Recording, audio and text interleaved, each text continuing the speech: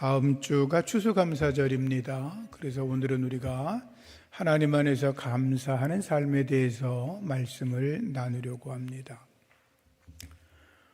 도시에 여러분들은 사셔서 잘 모르겠지만 시골 사람들이 서울에 올라오면 깜짝 놀라는 것들 중에 하나가 서울에는 빌딩이 높게 서 있다는 것입니다.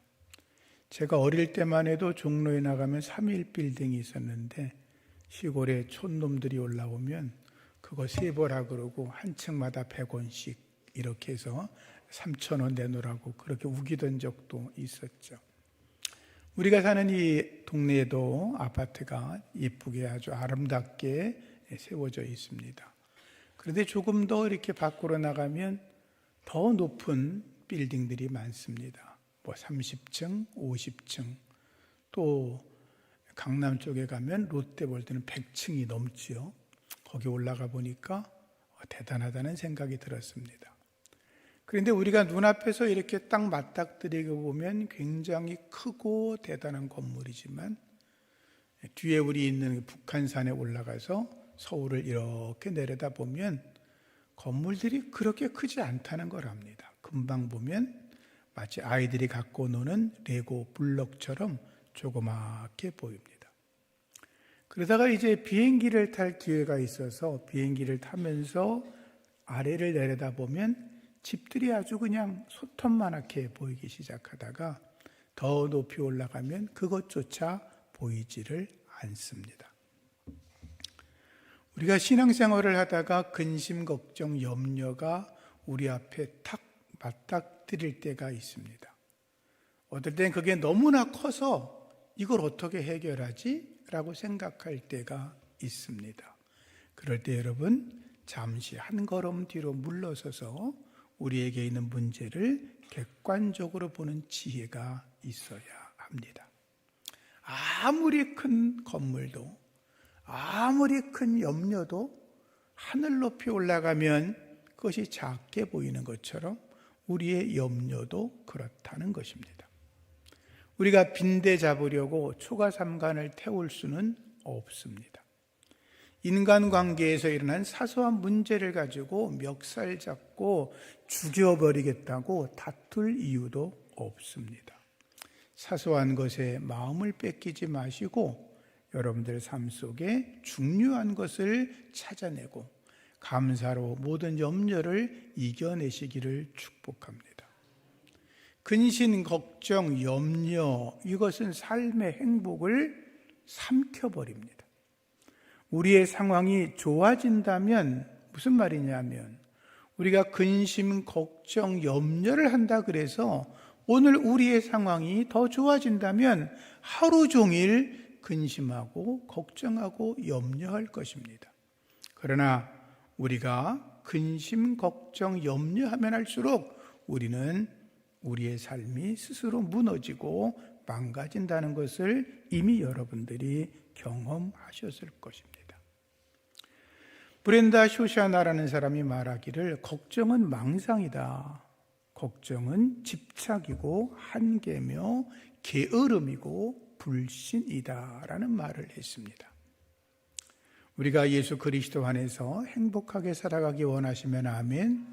그러면 첫째, 염려를 버리는 훈련을 해야 합니다. 염려에서 떠나라 그 말이죠. 그리스 신화에 포보스라는 공포의 신이 있습니다. 포보스라는 말에서 포비아, 공포, 두려움 이런 말이 나왔습니다. 그래서 우리가 살아가는 삶 속에 많은 공포증이 있습니다. 고소공포증, 폐소공포증, 비행공포증 또는 전쟁에 대한 전쟁공포증, 우린 코로나를 지나왔으니까 질병공포증, 이런저런 이유로 공포증이라는 그런 단어들 이런 것이 옥스퍼드 영어사전에는 500개가 넘는다고 그럽니다. 어쩌면 우리는 세상의 모든 공포 속에 둘러싸여 살아가고 있다고 말해도 잘못이 아닐 것입니다.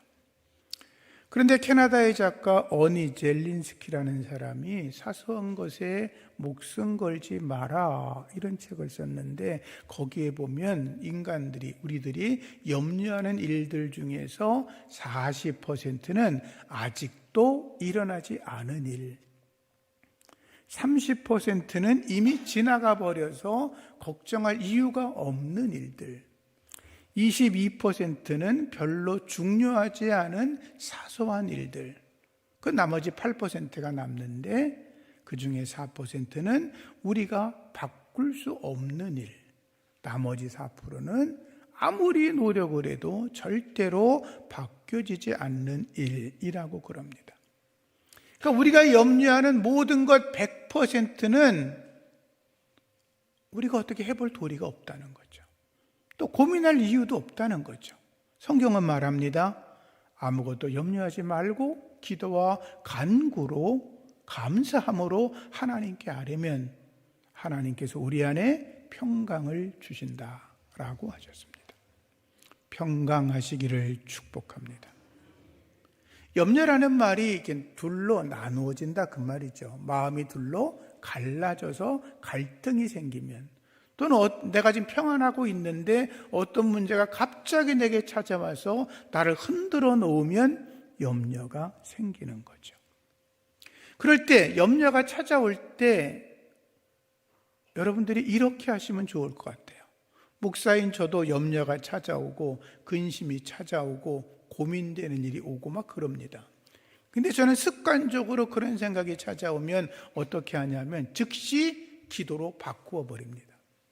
하나님, 염려가 찾아왔습니다. 이 염려는 제가 해결할 수 없는 것인데 하나님이 도와주셔서 해결하여 주옵소서.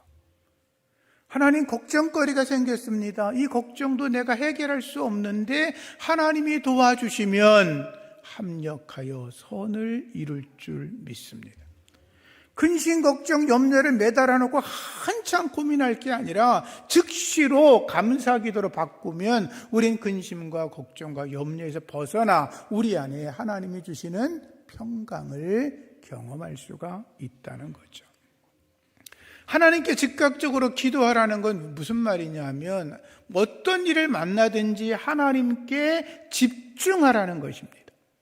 우리가 하나님께 집중하지 않으면 마음이 갈라집니다. 하나님께 집중하지 않으면 근심, 염려, 걱정이 떠나지 않습니다. 주님은 말씀하셨죠. 무엇을 먹을까, 무엇을 마실까, 무엇을 입을까 염려하지 마라. 이것은 다 누가? 이방인들이 염려하는 것이라 그랬어요.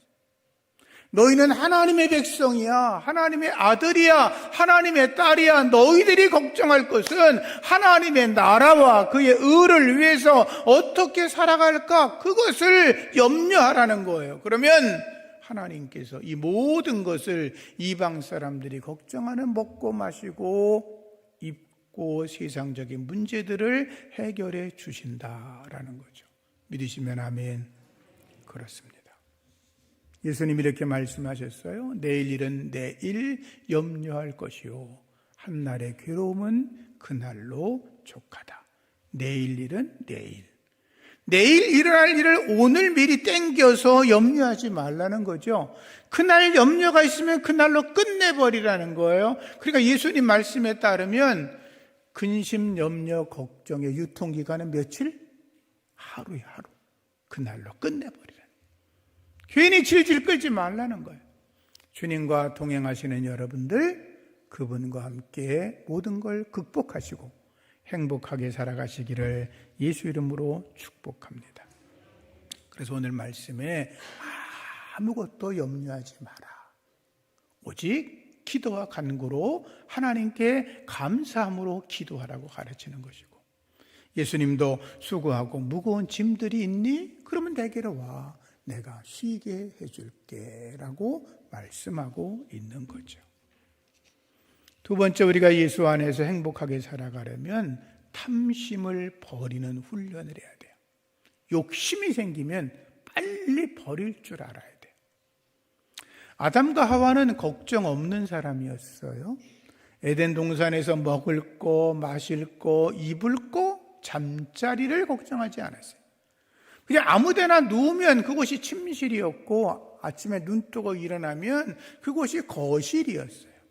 요리하려고 걱정할 필요가 없었어요. 잘 손만 쭉 내밀어 뻗으면 자기가 원하는 것은 무엇이든지 생명나무와 선악과일 빼놓고는 어느 것인지 먹을 수가 있었죠. 모든 게 완벽하게 감춰져 있었는데 하와는 선악과에 대한 탐욕이 일어났어요. 그것도 먹어보고 싶은데 그러다가 마귀가 그거 먹어 괜찮아 죽지 않을 거야 먹어 괜찮아 너 하나님과 똑같아질 거야 그러니까 자기도 모르게 쭉 손을 내밀고 먹었잖아요.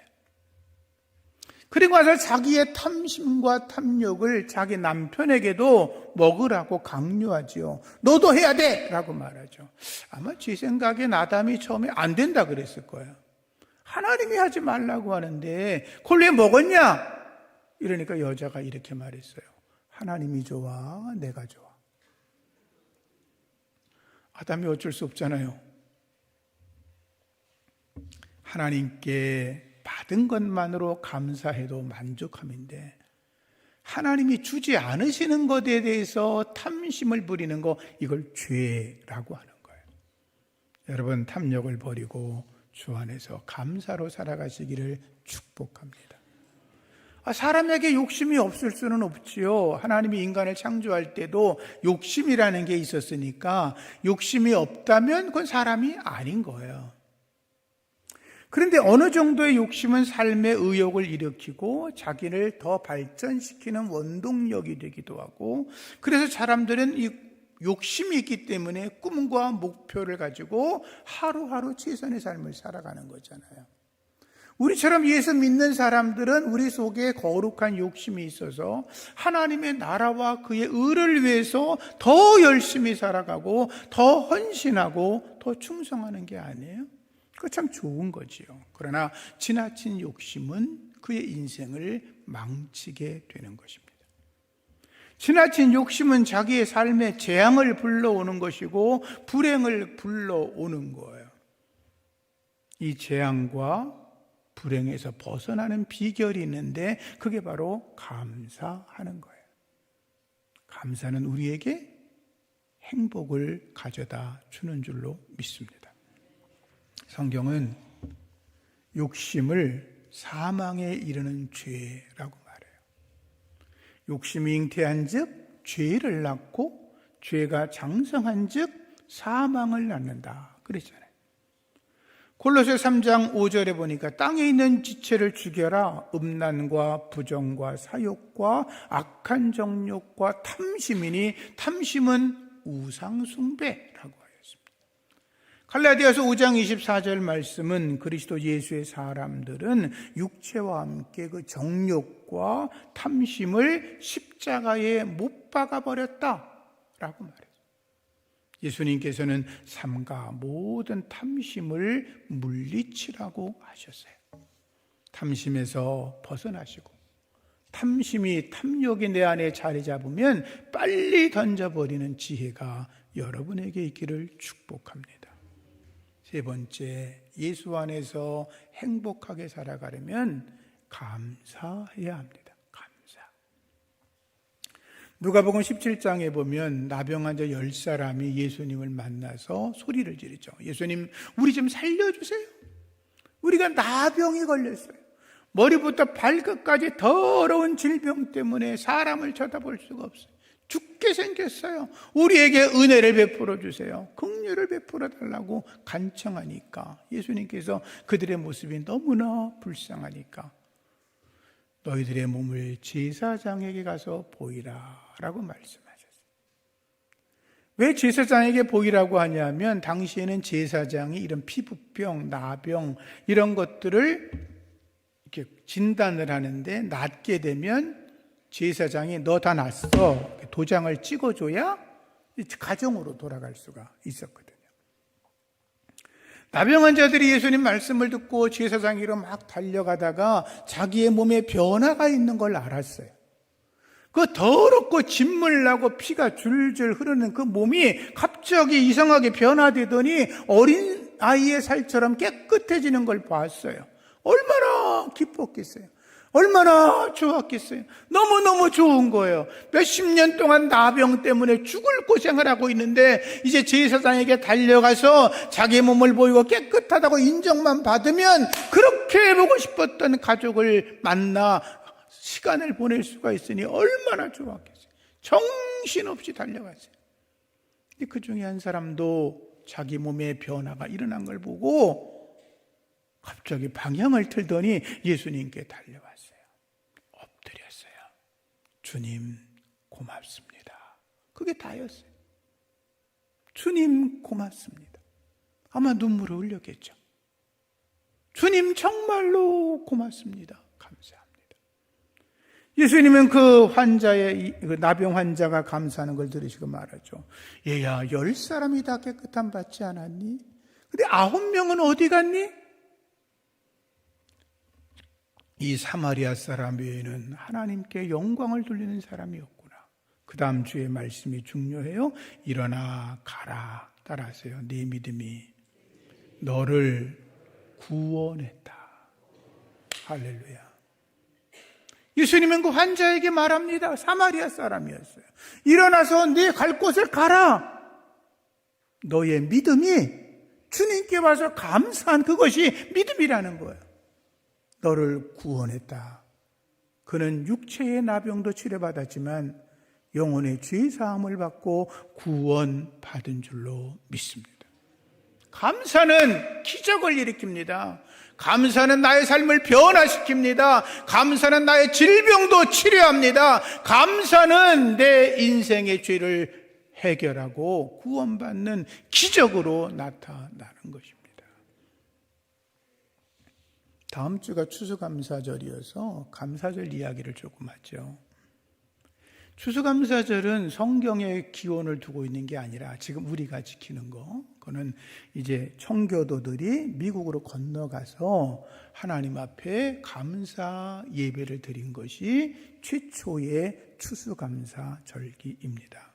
그때가 1621년이었습니다. 유럽에서 미국으로 건너간 청교도들은 신앙의 자유를 지키기 위해서 미국으로 건너갔죠. 건너갔지만 혹독한 추위 때문에 겨울을 지내면서 수많은 사람이 죽었고 인디언들의 공격으로 인해서 절반이 넘는 사람이 죽고 말았습니다.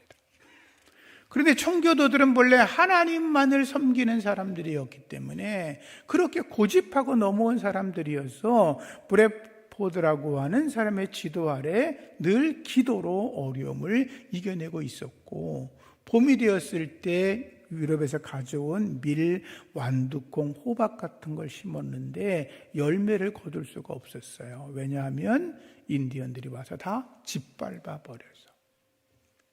청교도들은 습관이 뭐냐 하면 문제가 있을 때 금식 기도하는 거였어요. 여러분 중에도 어려움이 닥치면 금식 기도하는 분이 있죠? 잘 하시는 거예요. 그런데 이들도 금식 기도 주간을 정해서 금식을 했어요. 하나님 우리를 도와주세요. 이 상황을 도와주세요. 우리가 죽음을 무릅쓰고 이 자유의 땅에 와서 하나님을 마음껏 섬기고 싶은데 이 고난이 어떻게 된 겁니까? 살려달라고 금식하며 기도했어요. 그런데 금식 기도를 했는데도 상황이 달라지지 않았어요. 인디언들은 계속 쳐들어왔어요. 이겨낼 수가 없는 거야. 그래서 다시 한번 이야기합니다. 여러분, 우리의 기도가 부족한 것 같습니다. 다시 한번 금식하며 기도합시다. 금식 기도 주간을 정해서 하나님께 부르짖어 기도하자고. 그들이 또 기도하려고 모였는데 그 중에 한 농부가 이렇게 말했습니다. 여러분, 제 이야기를 들어보세요. 지금까지 우리는 어려움이 생길 때마다 금식하며 기도하고 하나님께 간절하게 구했습니다. 그런데 제 생각입니다만 이제부터는 생각을 조금 바꾸면 어떨까요? 비록 우리가 농사를 지금 짓고 있지 못하지만 우리 형제자매들이 병으로 앓아 죽기도 했지만 우리에게는 그래도 하나님께 감사할 게 있다고 생각을 합니다.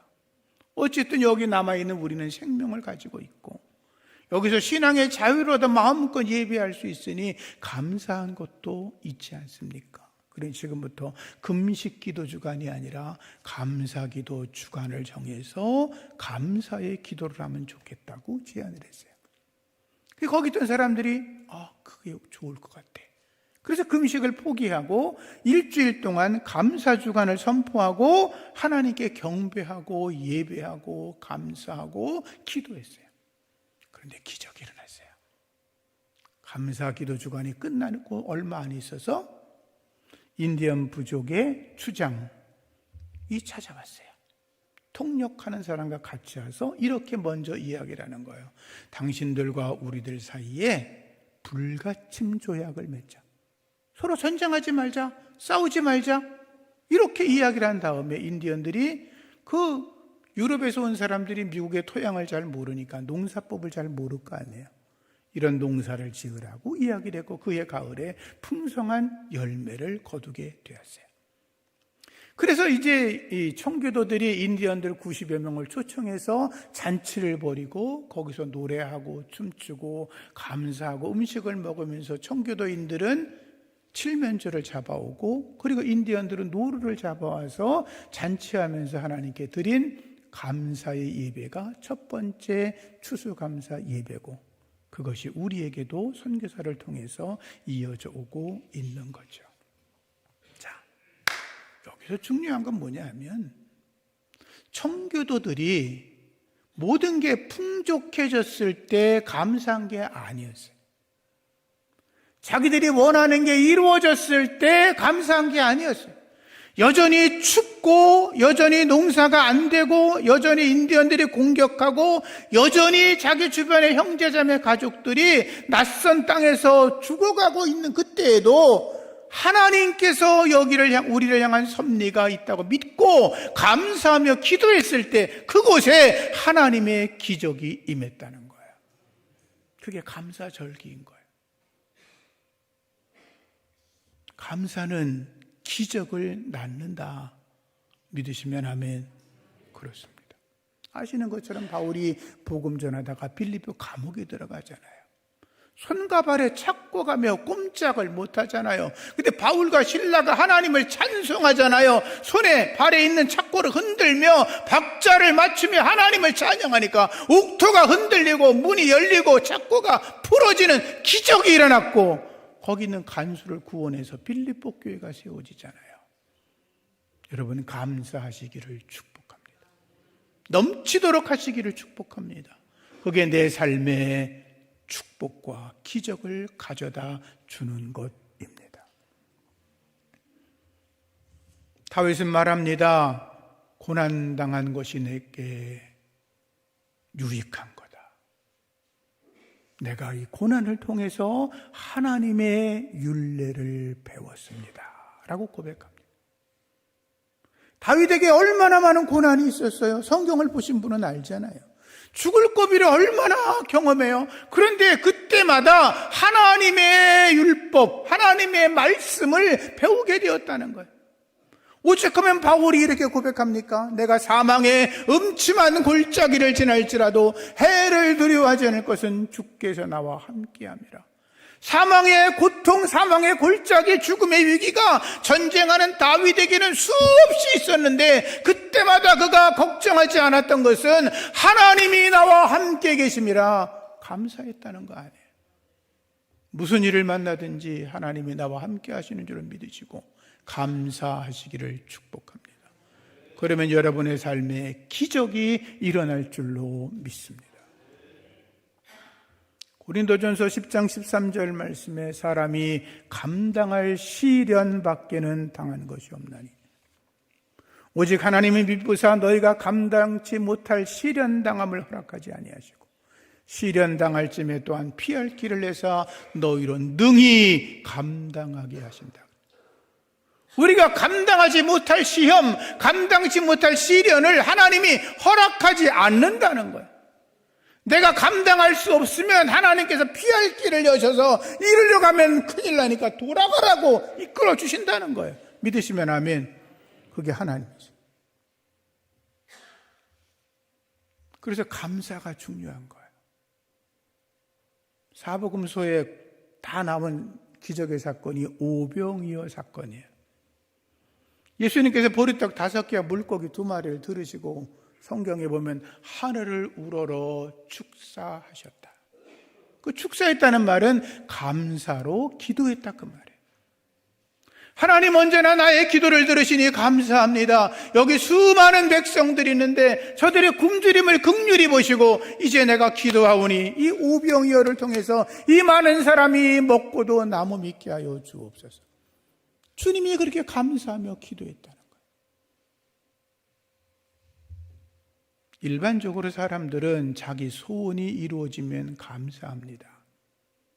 자기 꿈과 목표 또는 질병에서 치료를 받거나 자기 자녀들이 좋은 대학을 가거나 또는 돈을 많이 벌어 출세하거나 성공하면 감사합니다. 잘하는 겁니다. 감사해야죠. 그러나 성숙한 사람은 그럼에도 불구하고 감사합니다. 아직 내 꿈이 이루어지지 않았지만, 아직 내가 원하는 소원이 이루어지지 않았지만, 아직도 내 자녀가 대학에 떨어졌지만, 아직도 내 자녀들이 꿈이 이루어지지 않았지만, 우리의 삶 속에 여전히 수많은 문제들이 있지만, 내가 감사하며 기도하면 하나님께서 모든 것이 합력하여 선을 이룰 줄 믿고 기도하고 나아가는 사람들입니다. 여러분들이 그런 주인공 되기를 축복합니다. 여러분, 우리의 삶은 오늘로 끝나는 거 아니에요. 올해로 끝나는 거 아니에요. 우리의 자녀들이 오늘 살고 내일 안 사는 거 아니에요. 하나님의 은혜가 오늘만 주어지고 내일은 안 주어지는 게 아니에요. 영원토록 도우시는 하나님께서 감사하는 자에게 기적으로 역사하실 줄로 믿습니다. 그래서 아침에 눈을 뜨면 하나님 감사합니다. 할렐루야 감사합니다. 오늘 내 손과 발이 움직이니 감사합니다. 숨을 쉬니 감사합니다. 앞을 보게 하시니 감사합니다. 말할 수 있으니 감사합니다. 주님을 찬양하니 감사합니다. 오늘도 우리의 가족들을 만나게 하시니 감사하고, 오늘 같은 거룩하고 복된 주일은 하나님 앞에 나와 예배하니 감사하고, 좋은 성도들을 만나 교제하니 감사하고, 내가 주님의 영광과 주의 나라를 위하여 열심히 충성할 수 있으니 감사합니다. 그렇게 감사하며 주 앞에 나오면 하나님이 여러분들의 인생을 기적같이 이끌어가시고 더욱더 복되게 하실 줄로 믿습니다. 마지막으로 감사하면 우리 안에 평강이 임합니다.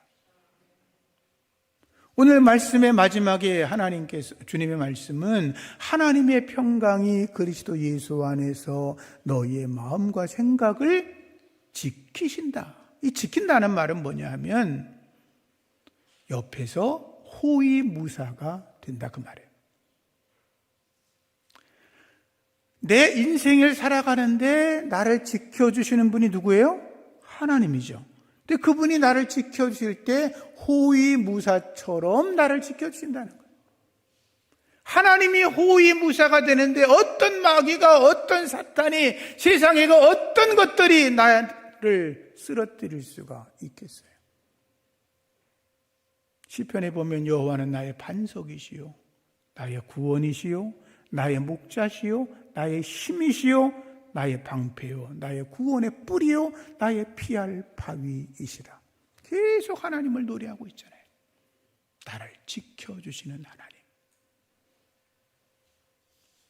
사람들에게 필요한 것은 평강입니다. 세상의 모든 걸 다 갖고 살아도 불안과 근심과 염려 때문에 밤에 잠을 이루지 못한다면 그 무슨 의미가 있겠습니까? 세상에 자기 욕심을 따라 더 많은 것을 내가 취하고 있다 할지라도 날마다 죄 때문에 언제 붙잡혀 갈지 몰라서 고민하고 있다면 그 인생이 무슨 의미가 있겠습니까? 그러나 우리에게는 하나님이 함께 하시는 줄로 믿습니다. 이사야 48장 22절에 악인에게는 평강이 없다 이렇게 말씀합니다. 예수님은 말씀합니다. 평안을 너희에게 끼치노니 나의 평안을 너희에게 주노라. 내가 너희에게 주는 것은 세상에 주는 것 같지 아니하니라. 너희는 마음에 근심도 하지 말고 두려워하지도 마라. 예수님 안에서 참된 평안을 얻으시기를 축복합니다. 감사하면 하나님의 은혜가 임합니다. 하나님의 은혜가 임하면 내 안에 하나님의 평강으로 넘쳐납니다. 그런 기적의 은혜가 여러분 삶 속에 날마다 있어지기를 축복합니다.